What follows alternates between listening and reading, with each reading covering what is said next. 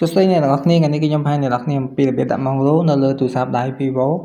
Y28 អញ្ចឹង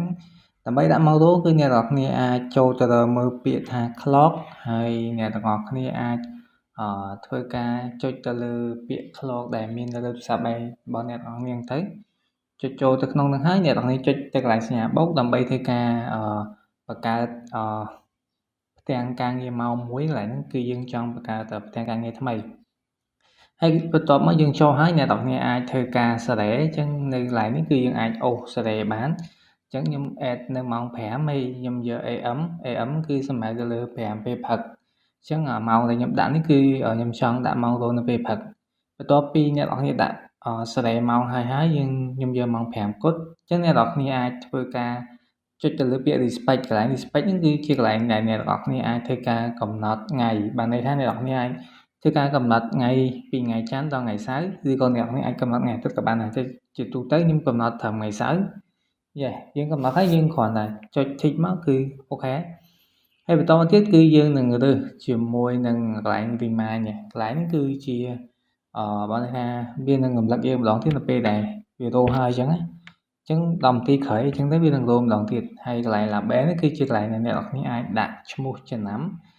យើងអាចដាក់ជាស្រុកខ្មែរបានយើងដាក់ពេលព្រឹកទៅបើម៉ោងរោយើងគឺសម្រាប់រោពេលព្រឹកហើយកន្លែង alarm sound គឺអ្នកទាំងគ្នាអាចធ្វើការ add sound សលេងទៅតាមអ្នកទាំងគ្នាចូលចិត្តប៉ុន្តែខ្ញុំប្រើ default ហើយបន្តទៀតគឺយើងគ្រាន់តែចុច tick មកគឺយើងនឹងបានម៉ោងរោមួយគឺពេលព្រឹកនៅម៉ោង5ព្រឹកហ្នឹងហើយបន្ទាប់មកខ្ញុំចង់បង្កើតម៉ោងរោមួយទៀតដាក់ពេលថ្ងៃអញ្ចឹងអ្នកទាំងគ្នាគ្រាន់តែបង្កើតនៅកន្លែងសញ្ញាបូកនេះហើយយើងគ្រាន់ចុចបង្កើតមកយើងអាចធ្វើការសេរីម៉ោងទៅយើងបង្វិលទៅយើងបង្វិលទៅម៉ោងណាដែលយើងចង់ចឹងកន្លែងខ្ញុំដាក់ម៉ោង 2:10 ហើយខ្ញុំដាក់ម៉ោង 2:10 30 នាទីហើយខ្ញុំបដូរវាទៅ PM កន្លែងដែលបដូរទៅ PM គឺសំដៅទៅលើម៉ោងរោដែលយើងដាក់នៅពេលថ្ងៃត្រង់យើងទៅចាប់ពីម៉ោង 2:10 ទៅរហូតដល់ម៉ោង 2:10 យប់បានវាដូរទៅ AM វិញអញ្ចឹងកន្លែងហ្នឹងគឺយើងប្រើ PM ដោយសារយើង 2:10 ថ្ងៃត្រង់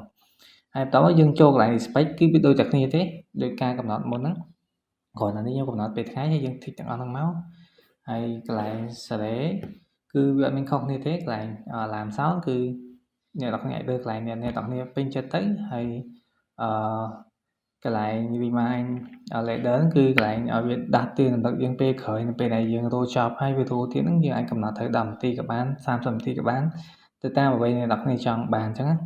ហើយកន្លែងមួយទៀតគឺ label ជាកន្លែងមួយដែល note យើងសំខាន់ជាងគេគឺយើងអាចដាក់ឈ្មោះម៉ោងយើងហ្នឹងរោពេលថ្ងៃឬពេលព្រឹកហើយបន្ទាប់ពីត្រង់ហ្នឹងចប់យើងគ្រាន់ចុច tick មកគឺជាការសាច់អញ្ចឹងវីដេអូនេះគឺមានតែប៉ុណ្្នឹងអ្នកនរបើចូលចិត្តកុំភ្លេចចុច like comment subscribe នៅផងហើយបើមានอะไรណាខុសឆ្គងក៏សូមអ្នកនរអធិស្ឋានផងជម្រាបលាយើងនឹងជួបគ្នានៅវីដេអូក្រោយ